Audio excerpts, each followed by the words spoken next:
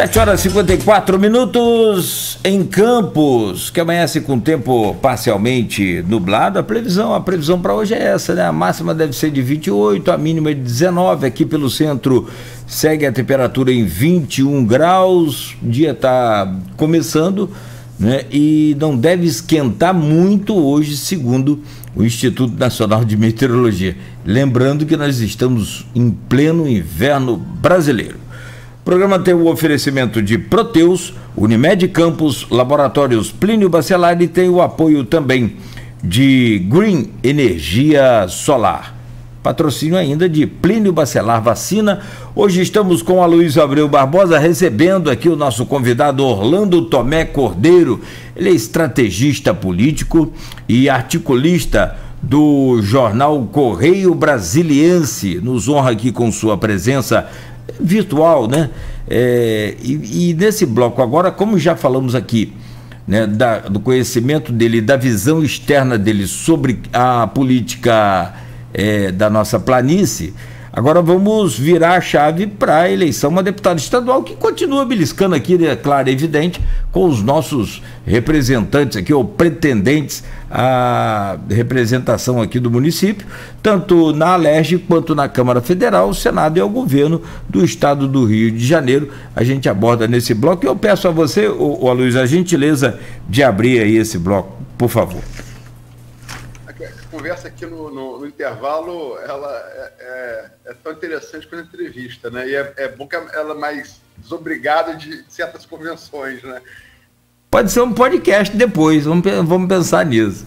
Rapaz, não faz isso não, para prescrever tem que levar uns anos.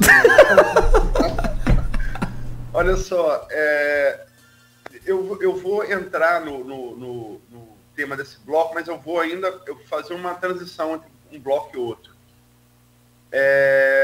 Terminamos falando de Rodrigo Bacelar, que tem um nome envolvido diretamente nesse escândalo da CEPERJ. Não há aqui nenhum pré-julgamento, ninguém tá pré-julgando nada, mas o esquema realmente parece ser um esquema, a definição do Orlando foi feliz, né? É uma rachadinha com mensalão, é o que parece ser, né? É o que parece ser. E aí Ministério Público, né? Imprensa, UOL, Globo.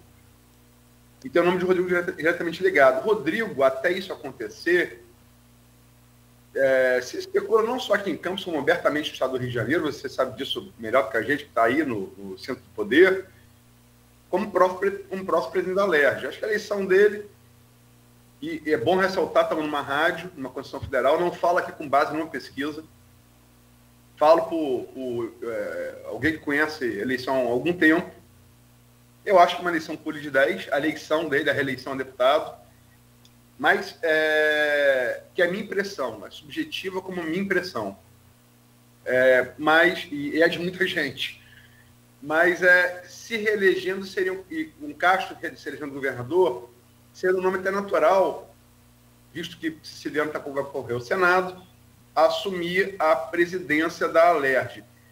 Deixa eu fazer uma outra pergunta. Você acha que isso pode interferir nesses planos, caso essa expectativa de reeleição de Bacelar, de reeleição de Castro se dê, Orlando?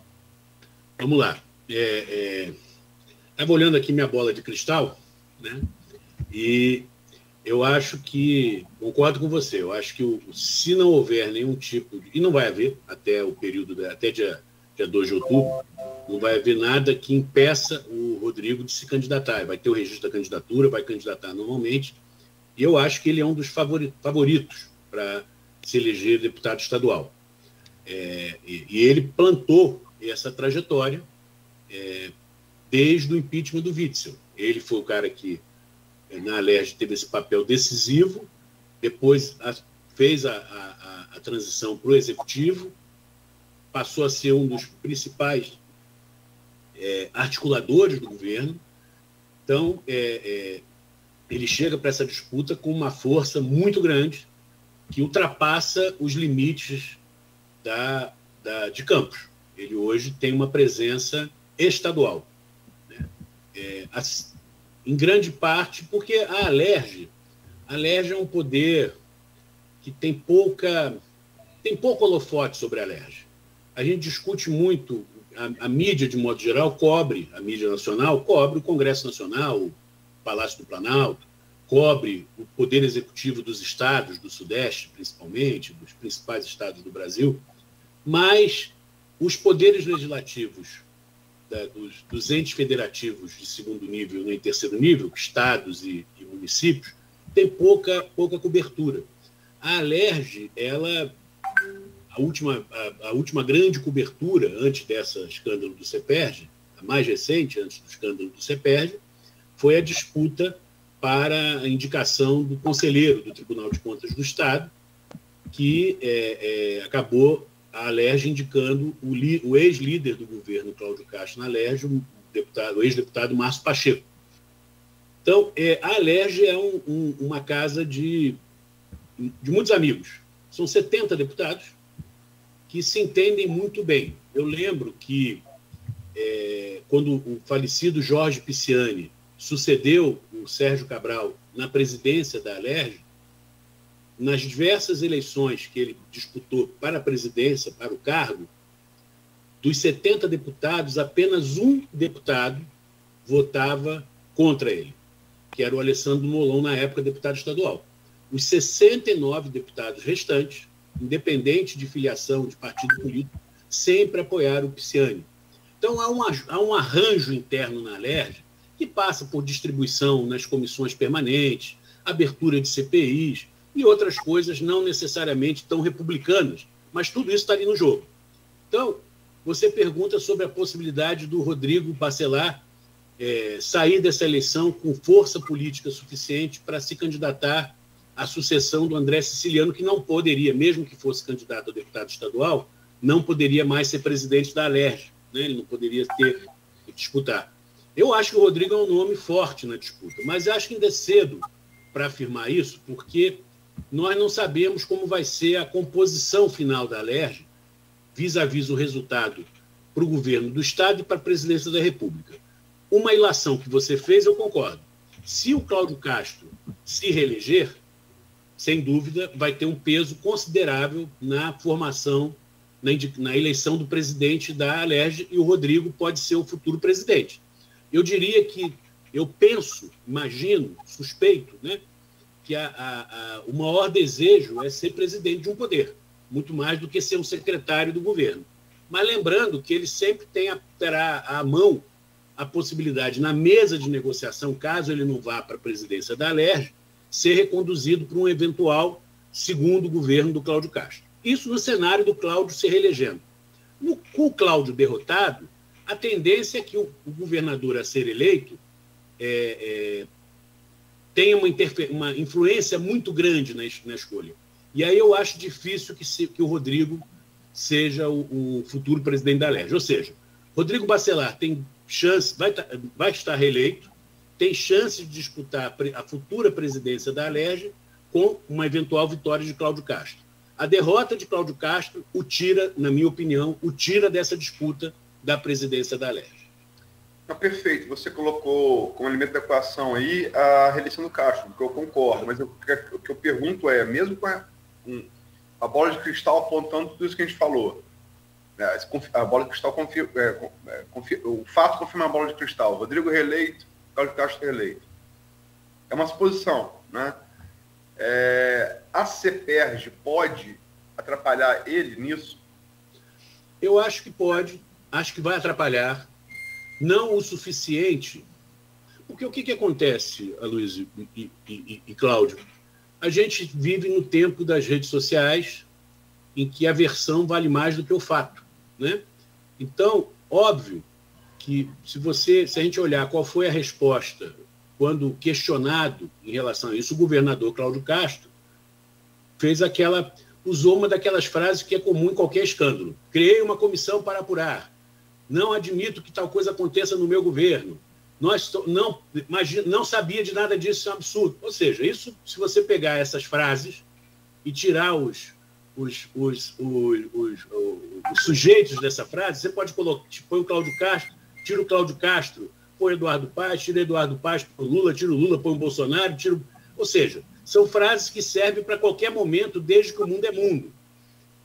Mas eu acho que o que vai ser determinante não vai ser o escândalo do CEPERJ. O que vai ser determinante para esse cenário futuro é a reeleição do Cláudio Castro. Se o Cláudio Castro conseguir superar esse momento, porque observe o seguinte, eu estava observando, estava até comentando com o Cláudio, com você, antes do programa entrar no ar, que é vendo o debate da Band, me chamou a atenção a idade dos concorrentes ao governo do Estado. Você tem, em ordem crescente, o Paulo Ganimi com 39 anos, o Cláudio Castro com 43, o Rodrigo Neves com 46 e o Marcelo Freixo com 55. O Marcelo Freixo é o velhinho da disputa. Olha que loucura. Há 10 anos, o Marcelo Freixo é o infante terrível. Hoje é o velhinho, é o cara, inclusive, se vestindo como um sujeito maduro, mais sereno, mais sóbrio. Então, eu acho que nós estamos num momento também de transição na política do Estado do Rio de Janeiro. Essa eleição, na minha opinião, esse cenário, até mesmo de dado demográfico, de dado de faixa etária, mostra isso. Mas nós vamos falar um pouco sobre o Estado. Em relação ao governo, a gente fala depois com mais calma. Vamos lá. Deputado, falamos de Rodrigo. Campos traz, assim, Campos e região, São da Barra, São Francisco, trazem, como candidatos a deputado, várias figuras com densidade eleitoral já provada, testada nas urnas do município, né? Tem Rodrigo, você já falou aqui, tem Garotinha Federal, né? Depende ainda condições jurídicas, né? Isso pode, como é que o TSE vai julgar, mas é outro, se for candidato, homologado a candidatura, acho que é Poli de 10, dá para falar isso, né? Sem base em pesquisa, mas por conhecer um pouco de política, né? Você tem Carla Machado, candidata estadual pelo PT, que foi prefeita de São da Barra, 4 vezes prefeita, né? Você tem Frederico Barbosa Lemos, que é ex-prefeito de São Francisco da Bapuana e marido da atual prefeita, Francimara Barbosa Lemos. Você tem Márcio Nogueira, perdão, obrigado, Cláudio Nogueira. Esse eu esquecia, né? Não tinha como. Márcio Nogueira, que foi segundo colocado na eleição a prefeito de São da Barra, né? Ficou atrás de Carlos Machado. Você tem Bruno Dauária, estadual, que é deputado, todo candidato que é deputado, é secretário, né? Uma passagem não tão mercurial quanto de Rodrigo, mas foi, direitos humanos, no governo Itzel ainda. A pergunta você tem vários nomes aqui com necessidade provada de turno. Estou falando que pode ser, já provaram que tem voto, né? Você acha que isso pode trazer grande número de representantes para Campos na Câmara de Deputados e, sobretudo, na Alerj, ou que não, que essa pulverização pode surtir o efeito contrário? Olha, eu acho, se a gente olhar a história das últimas eleições, nas últimas 10 eleições...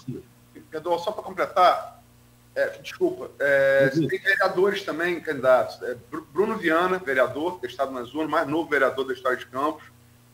Tiago Rangel, vereador. Pastor Marcos Elias, vereador. E especula-se que Juninho Virgílio também, vereador. Todos esses 4 estadual. Só para citar políticos testados nas urnas, desculpa. Imagina.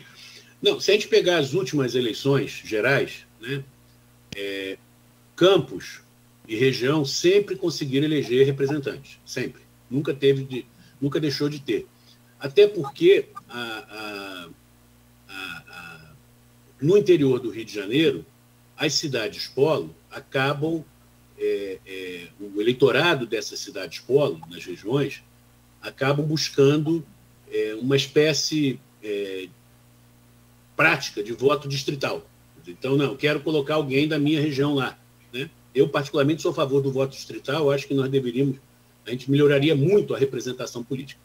Mas eu não acho que, mesmo considerando a potência eleitoral que a região norte tem em termos de número de eleitores, de força política, ela é limitada. Então, eu acho que esse conjunto enorme de candidaturas, seja para federal, seja para estadual, no frigir dos ovos, tende a se concentrar em 2 federais, em 2 estaduais, não em concentrar em termos de acordo entre eles, mas de resultado final da eleição. Não acho que a eleição é complicado, né? Até o voto cair na urna é um trabalho danado. E como dizia Tancredo Neves, né?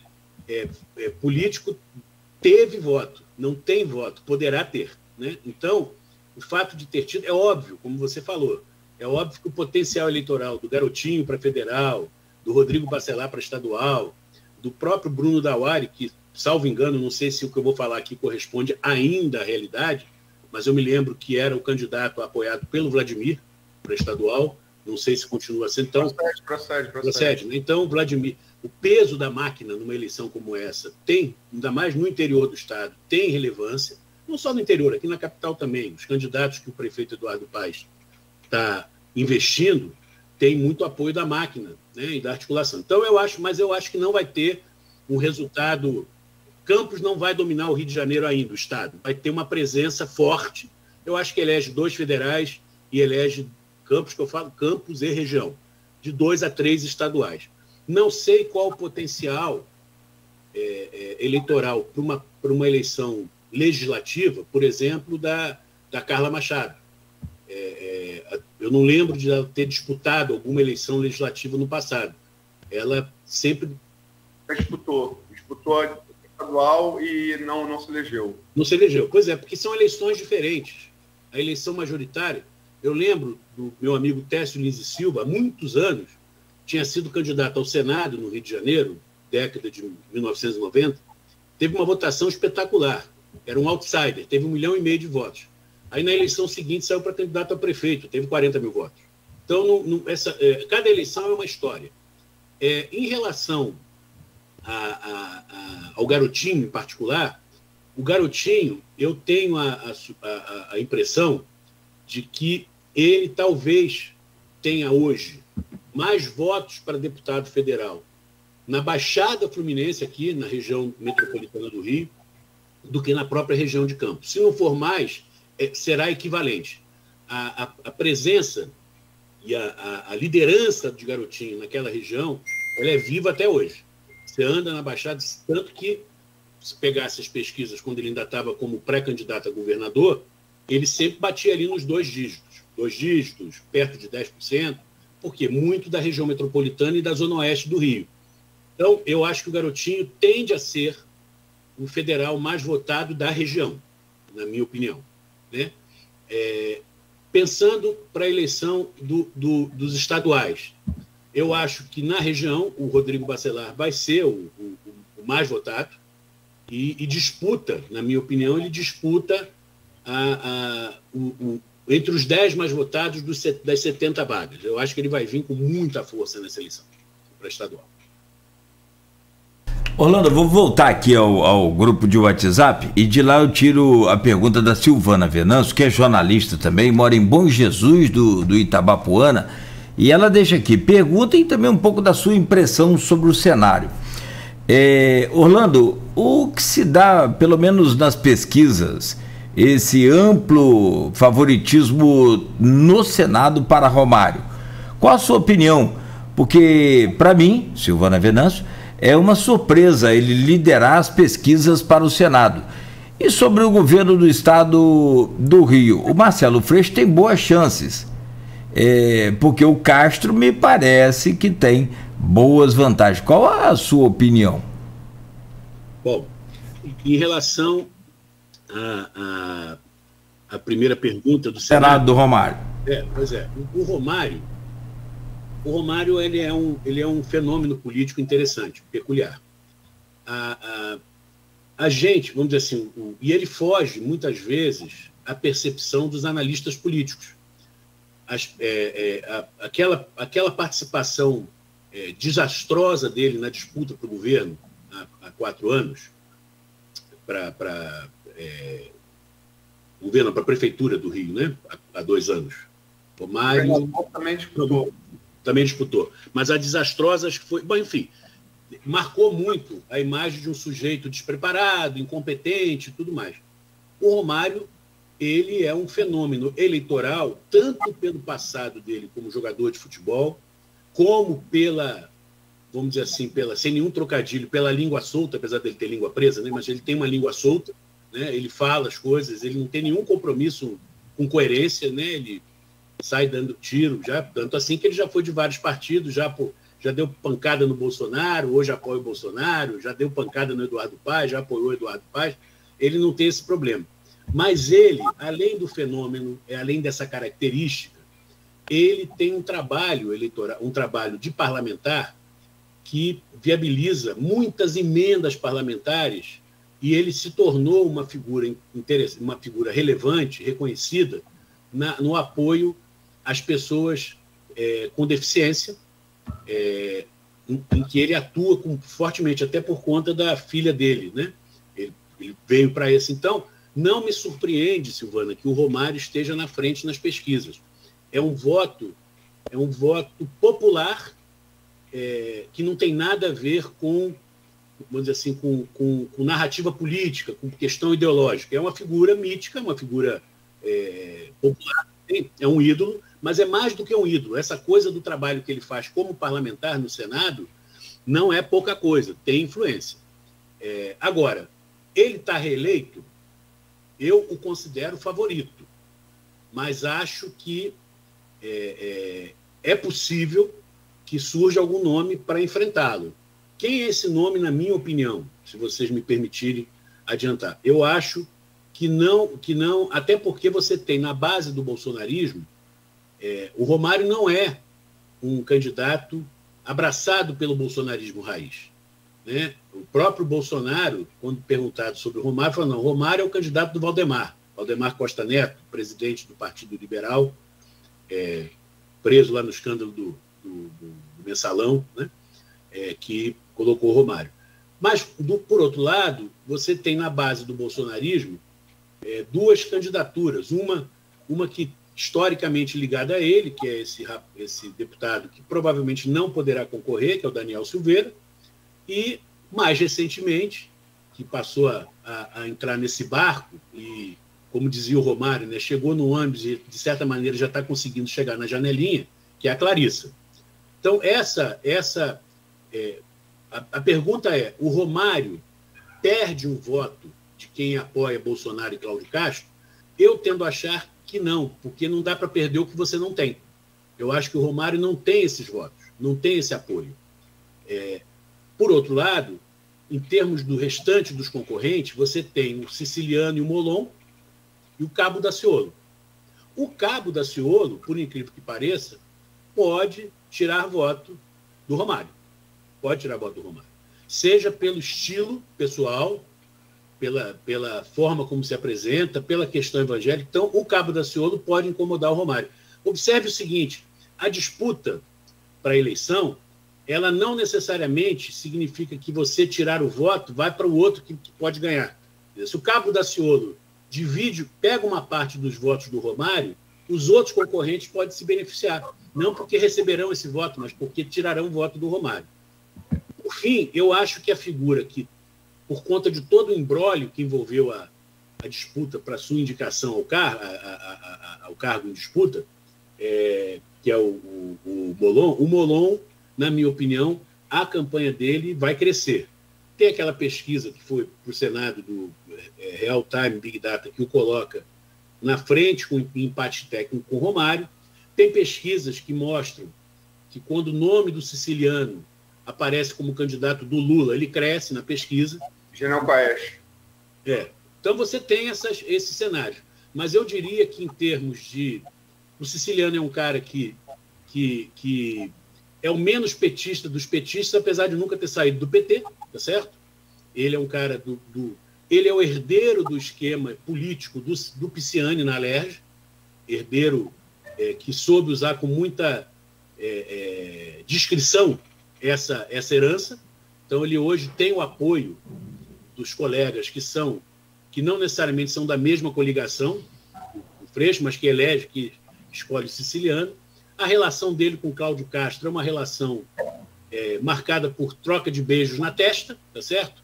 Então, o Siciliano, ele surge como um candidato, por incrível que pareça, apesar de ser do PT e apesar de declarar apoio ao Freixo, ele é um candidato de máquina. o candidato de opinião que surge no campo de oposição, na minha avaliação, como com mais potencial de crescimento, é o Molon. Acho que o Molon pode, no final, disputar e podemos ter uma disputa de voto útil.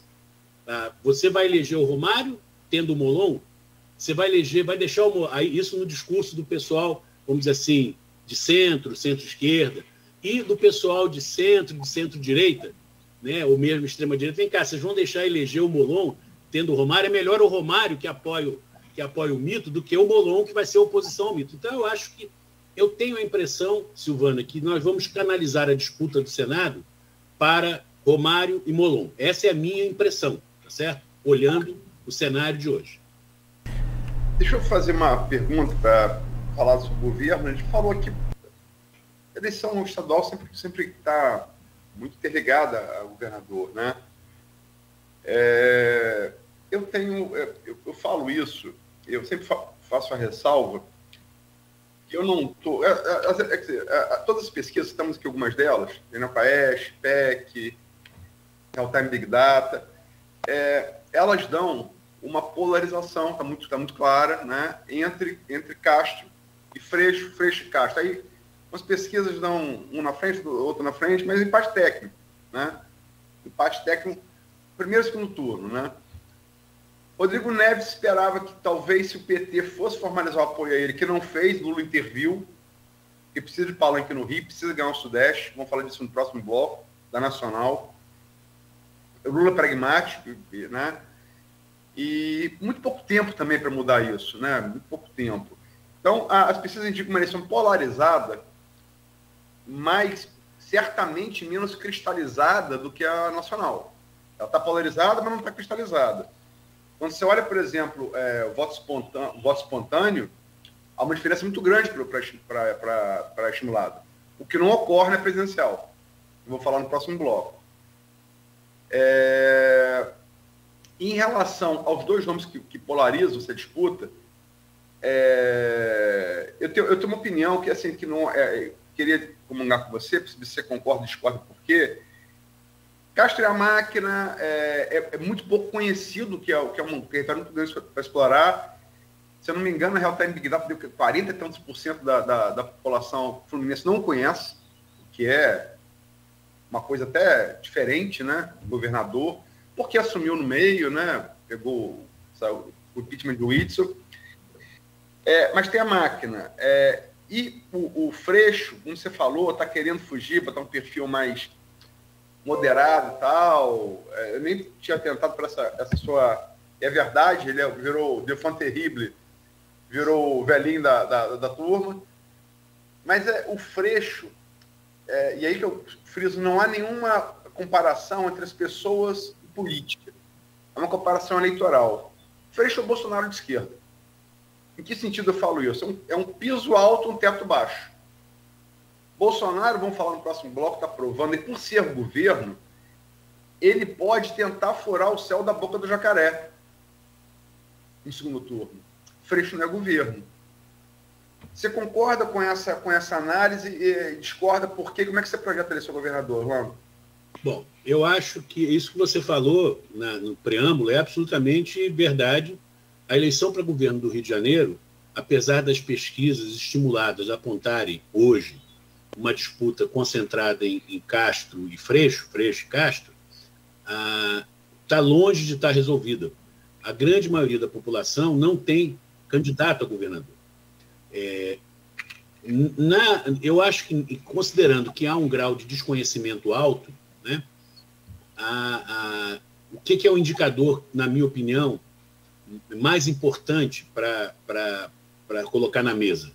É o que as pesquisas indicam como percentual de rejeição. E no percentual de rejeição, o Freixo é campeão. Então, esse é o grande problema para ele. Ele tá fazendo um esforço, desde que ele saiu do PSOL, foi para o PSB, trouxe o César Maia para ser vice, trouxe figuras assim importantes, como Armínio Fraga, Marcelo Trindade, para apoiá-lo, na perspectiva de ser uma alternativa mais ao centro, né, com uma visão progressista, não radical, né? A questão é, mesmo considerando o esforço, a sinceridade desse esforço, desse movimento, ele, na minha opinião, ele demora um tempo para ser percebido pelo eleitorado. Na cabeça do eleitorado, a imagem do Freixo ainda está muito associada à época de PSOL, por conta das disputas eleitorais que ele teve, majoritárias na região metropolitana, na capital, e por conta do posicionamento histórico dele, que vai ser muito explorado na campanha. O próprio Rodrigo Neves, no debate, puxou aquela coisa dos black blocs, né? Então, vão jogar muito na mesa esse passado da época dele do PSOL. Se isso será suficiente para aumentar a rejeição e impedir a sua passagem para o segundo turno e a sua própria vitória eventual no segundo turno, a gente vai ter que ver nos próximos movimentos. Eu tenho a leitura de que, nesse cenário, quem tem mais possibilidade, potencialmente falando, de enfrentar o Cláudio Castro e ganhar é o Rodrigo Neves, não é o Marcelo Freixo. Mas o Rodrigo é ainda mais desconhecido, né? E ele vai ter que se tornar não apenas conhecido, mas ele vai ter que mostrar que merece a confiança. Porque ontem eu estava num táxi com um motorista, eu conversando, e eu sempre pergunto, vai votar em quem para presidente? Vai votar em quem para governador? Né? E aí ele falou, para governador, não sei, estou em dúvida. Mas eu tendo a achar que vou... Para presidente, ele declarou na hora, Bolsonaro. Mas para governador, eu acho que vai acabar ficando com esse que está aí mesmo, Cláudio alguma coisa. Eu falei, Cláudio Castro, isso, Cláudio Castro. Não, porque eu, em 2018, na outra eleição, eu votei naquele juiz, do Witzel. E olha o que deu. Aí eu completei. Deu Cláudio Castro, né, amigo? Eu não vi. Olha o que deu. Deu Cláudio Castro que você está dizendo que apoia. Então, essa coisa mas a percepção dele, né, de que, e no fundo, nesse segmento, você estava falando da pesquisa junto a taxistas, né? Os taxistas aqui no Rio de Janeiro e motoristas de Uber, de aplicativo, eles são majoritariamente eleitores do Bolsonaro. E não porque estejam felizes. Você faz a pergunta, mas por que você vota no Bolsonaro? Você está satisfeito? Não, a coisa não está boa. Mas eu não quero a volta do PT.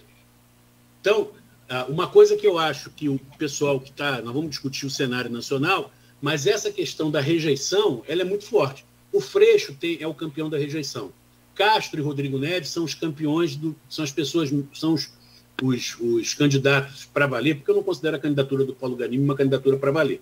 Tá certo? Está ali, na minha opinião, para fazer a propaganda do partido dele e tal, mas ele sabe, o partido dele sabe que ele não tem a menor chance. Então, a disputa é o seguinte: o Cláudio Castro, por sua vez, com a máquina, na minha opinião, a não ser que se descubra um escândalo muito maior do que esse do CPR, que colhe nele, né, ele está no segundo turno. Então, a disputa é o seguinte: quem vai para o segundo turno com ele? Freixo, que hoje é o favorito a ocupar essa posição, ou Rodrigo Neves? Que é isso que conta. Então, eu tendo a achar que se o Freixo for para o segundo turno com o Cláudio Castro, as chances de vitória do Castro aumentam.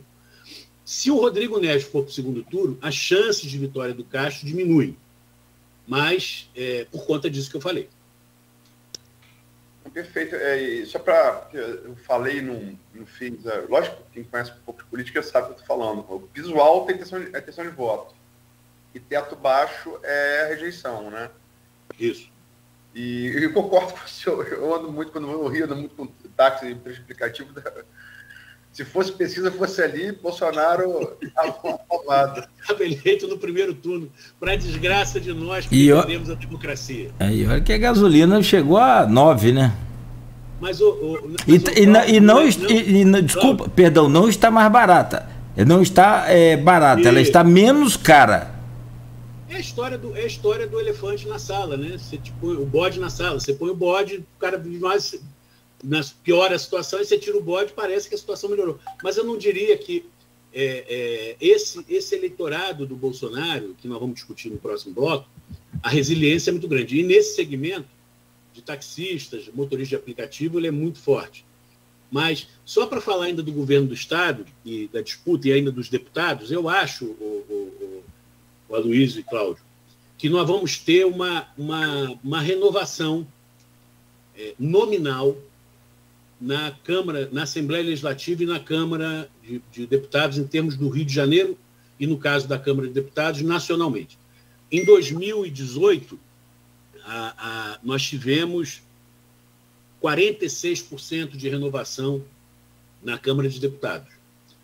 Como eu escrevi numa das minhas últimas colunas no Correio Brasiliense, muitos que foram eleitos, tanto na onda do Bolsonaro, como na onda da nova política, né, entre aspas, chegaram lá e decepcionaram os seus eleitores. Então, esses eleitores que votaram em caras que foram eleitos com esse discurso, eles tendem a não se reeleger, na minha opinião. Um ou outro vai conseguir por conta da sua estratégia, por conta desse espaço. Então, eu acho que tem espaço para uma renovação, tanto no plano federal como no plano estadual. No âmbito da renovação, eu diria que há dois caminhos de renovação. Uma renovação, diria assim, distrital. O que eu chamo de distrital? Você vai trocar o representante da região por um outro, não necessariamente um novo, mas alguém que foi tirado na outra e vai voltar agora. Então, o cara, naquela região, tinha um candidato, e você vai ter espaço, ainda que com mais dificuldade, para candidaturas de opinião, de posicionamento, né? Eu lembro que a última... Nós vamos ter nessa... E aí eu falo de modo geral, nos diversos partidos, né? Você tem candidaturas com esse perfil para deputado federal, mais do que para deputado estadual. Eu não consegui identificar ainda na paleta de candidatos escolhidos nas convenções, tirando o pessoal que está vinculado ao PSOL, não há, assim, candidaturas que individualmente surjam com essa característica para a Assembleia Legislativa. Já para deputado federal, sim, a gente tem algumas candidaturas que vão tentar se eleger com o chamado voto distribuído, né? O voto em todo o Estado, porque o que os levará a ter voto é a posição, o posicionamento político, e não a localidade, né? São as bandeiras, o posicionamento. Como foi, durante muitos anos, o caso do Gabeira, né? O Gabeira sempre se elegeu deputado federal com essa característica, né? Então, eu acho que nós vamos ter uma renovação que vai combinar isso. Troca nos distritos, em alguns distritos, que eu chamo de distritos, regiões, e a ascensão de algumas candidaturas de opinião que, na última eleição, ficaram absolutamente esmagadas. Bom, a gente tem que encerrar esse bloco agora. Eu vou pedir licença, Orlando, a você, rapidamente, a Aloysio, só para a gente fazer mais uma pausa breve também, bem curta. Tem várias participações aqui no Face, que a gente já vai agradecendo sempre a todos que participam e interagem aqui com a gente. E a gente volta, então, virando a chave lá para Brasília. E olha, faltou coisa para falar ainda, né? A gente acabou não falando da saída do garotinho que implica na candidatura do Castro e nessa corrida geral aí ao Palácio, enfim. Mas a gente volta no próximo bloco. Se der, a gente faz um gancho para isso. Se não, segue direto para a Nacional, que é também um assunto extenso, com análise aí dessas últimas pesquisas. Aliás, eu não sei se vocês perceberam, eu nunca vi tanto instituto de pesquisa. São 11, pelo menos, bons institutos de pesquisas estabelecidos aí no Brasil agora para essas eleições, hein? Eu não me lembro de ter tanta pesquisa. Antigamente era o Ibope e o Datafolha. Hoje tem 11. São considerados grandes, ou pelo menos estruturados. São 8h33. Voltamos então em instantes com o Orlando Tomé Cordeiro, estrategista político e articulista do Correio Brasiliense, no oferecimento de Proteus, serviços de saúde e medicina ocupacional, qualidade certificada ISO 9001-2015 e Unimed Campos, cuidar de você. Esse é o plano. Laboratórios Plínio Bacelar Vacina, uma moderna e completa clínica de vacinação, e com o apoio de Green Energia Solar. Planície Óleo,